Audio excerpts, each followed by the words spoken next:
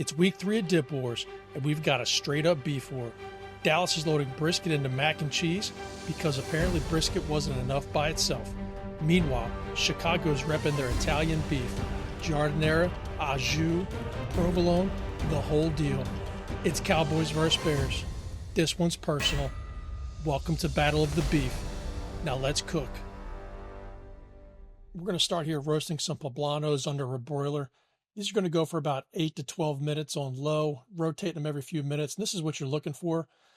Yep, there we go again, already trying to burn myself to get that out of there. We're going to put these here in a bowl and top it with some plastic wrap. You can also use a dish towel.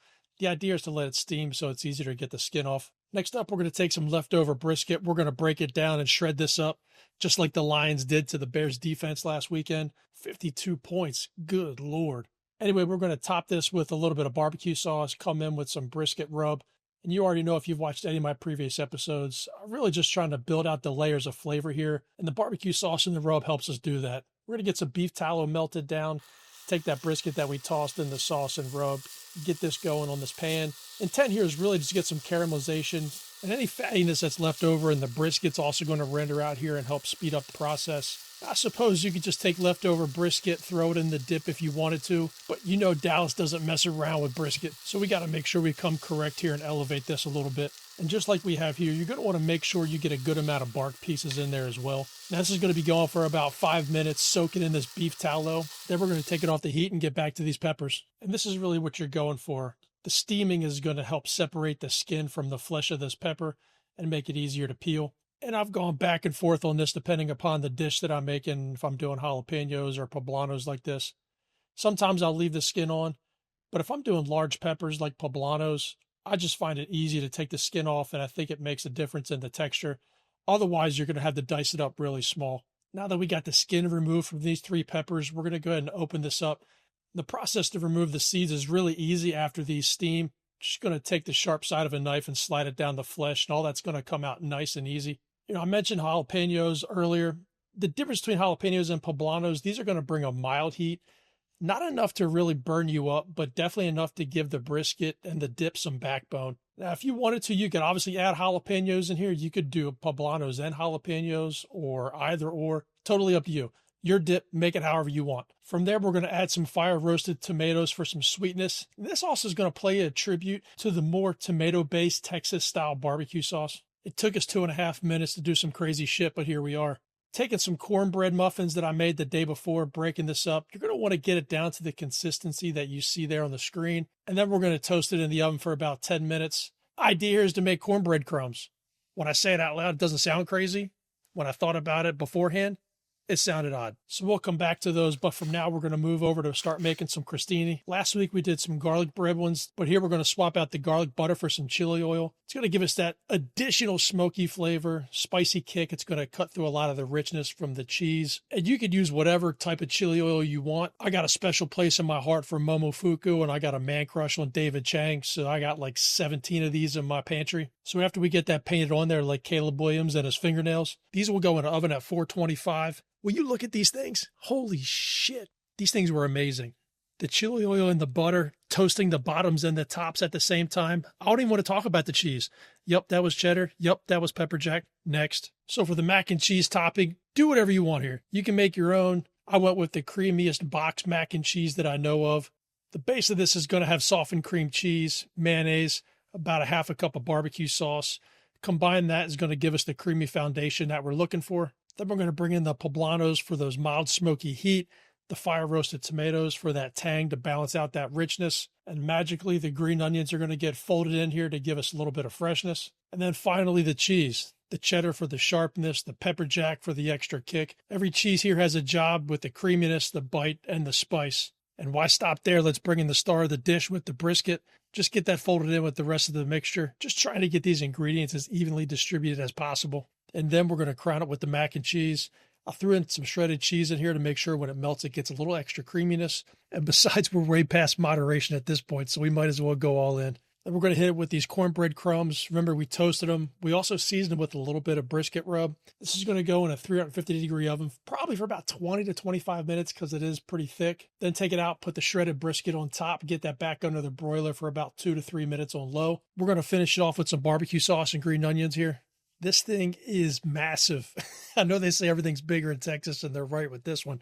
Kind of big like the Cowboys' 30-year NFC championship drought, which in fact is the longest in NFL history. All right, that's enough trash talk. Let's get in for a taste. Oh my goodness. There are just so many layers of flavor here. It's ridiculous. Taste-wise, I'm going to go with a 9.1. This could probably easily be a side dish for a Texas Thanksgiving with the mac and cheese on there. Execution-wise, I'm going to go with the 8.5. You know, I probably should have waited to make the mac and cheese to keep it creamy before I put it on top of the dip. And to be honest, we're probably stretching the imagination of what a dip could be just because of how thick and dense this is. But I'm here for all of it. And you already know how I feel about those crostinis. All right, so if you're into food, rivalries, and probably a little trash talk, hit that subscribe and turn on the bell and come back to see us next week. Okay, let's move on from a team that's soaked in playoff misery to another team that soaks their beef in au jus. Let's get it, Chicago. You might get some debate on what really makes a great Italian beef sandwich, but what's not debatable is it must have giardiniera on there. So after we get that chopped up, we're going to move over to shredding this provolone. Then next up, we're going to start working on this creamy base. Obviously, we're hitting it with some softened cream cheese and mayo to give us that rich base. And from the heavens above, raining garlic and onion powder to really round out the savory notes that we have here. And we're going to bring in the shredded provolone from earlier. And if you want to do something besides provolone, I'd move over to fontina, also going to give you that nice nutty flavor. Now, just like Caleb Williams' quarterback rating, the amount of ingredients in this recipe is really low. So this is going to come together pretty quickly here. Now, for me, the star of this dish and for Italian beef sandwiches is the giardiniera. You got to make sure you're getting the Chicago style specifically, which is going to have that oil base. What you usually see in grocery stores is going to be the tradition Italian giardiniera, which is just the vinegar, which is more sharp and tangy, whereas the Chicago style is rich, savory, and spicy. And if you were really paying attention, you saw me sneak in a little bit of the au jus there. So let's get into how that came together. So I'm using Louis Italian beef seasoning here. Really the perfect blend of spices that's going to give you that authentic, juicy Italian beef flavor. And definitely a shout out to the Chicago Food subreddit for their recommendation on this. After we get this all mixed in, we're going to let this come up to a simmer and thicken for about 10 minutes. And I went with London broiled just because I like it being closer to the rare side, knowing that I'm going to drop it into this hot au jus for about 10 minutes. Now, you could use regular roast beef if you want, not a problem. I would just make sure you look for something that's closer to the rare side. You're just going to want to move this around to make sure the au jus is getting into all the different parts of the meat. Fortunately, you won't have to wait 40 years like the Bears have for a championship because this meat's only going to need to soak for about 10 minutes to really drink up all that flavor. And at that point, you're going to want to take this out, let it cool for a few minutes, and then you're going to want to give this a pretty decent chop. Remember, this is going to go in the dip, so we want as much of that beef spread out and distributed inside of there as possible. And here's the reason why you're going to want to let that meat cool down after it comes out of the hot au jus, because all you're going to do is melt the cream cheese and the provolone base that you have going here.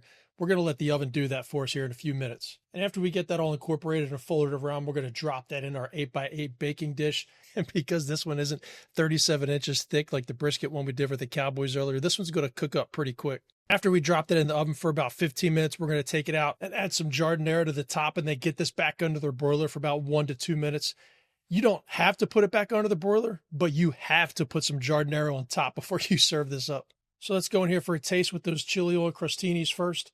And there was a lot of things going on here with my first bite right now. Obviously, you're getting the giardiniera right off the top. Amazing. Second, holy shit balls. This provolone is punching the hell out of my palate. Now, the package only said sharp provolone. I don't know if I'm buying that one. All right, let's score this one. Taste-wise, I'm going to go at 8.5. You know, if I wasn't sabotaged by some crazy Packers fan with this quadruple extra sharp provolone, it'd probably be a 9. Execution-wise, we're going to do an 8.0 here.